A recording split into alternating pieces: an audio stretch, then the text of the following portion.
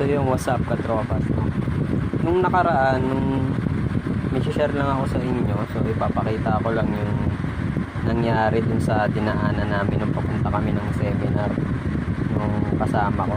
So yun, may nadisgrasya kasi, pero hindi naman siya yung malubhang maluba. Kaya payo ko mga katropas, pag magmumotor kayo, ingat-ingat. Tsaka dapat listo kayo sa mga kasabayan yung mga sasakyan, kasi hindi natin alam yung mga niyan yung mga desisyon niyan pag nasa kalsada. Kasi dapat, diba, nagmamaneho ka, dapat dun pa lang nagdidesisyon ka na. Isa yan sa mga sa mga key para ligtas tayong makapunta sa mga pupuntahan natin. So yun, ito papanood ko sa inyo. So let's start. Tingnan natin yung nangyayari dun sa yung nangyari dun sa nadisgrasya.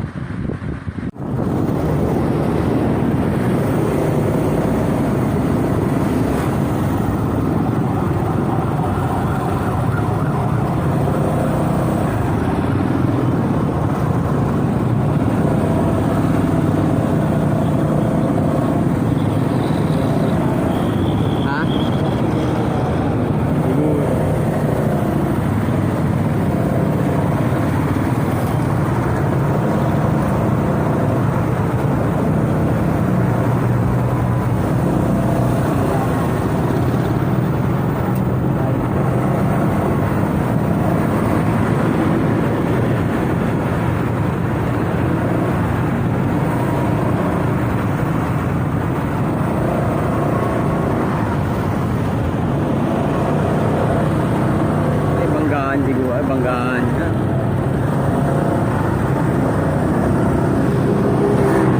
Basta ito. Mariusip.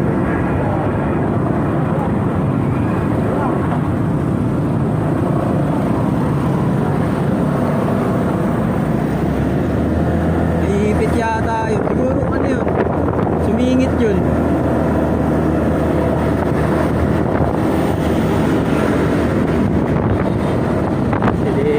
Talagang may iwasan sa daan. Saan kasi mga nagmumotor no? Singit ang singit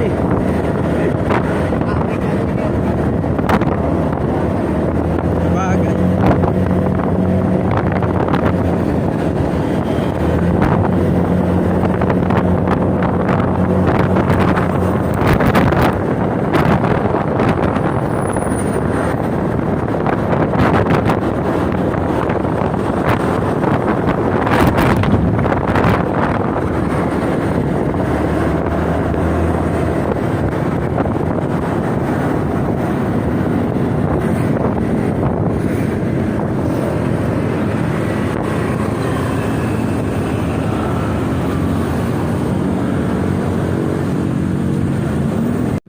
Yun nga katropas, no?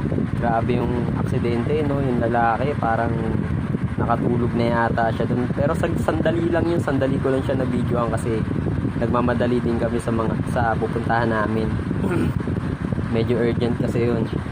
Kaya so yun, paalala, ingat-ingat, tsaka pray bago umalis patungo sa pupuntahan, lalo na kung magmumotor.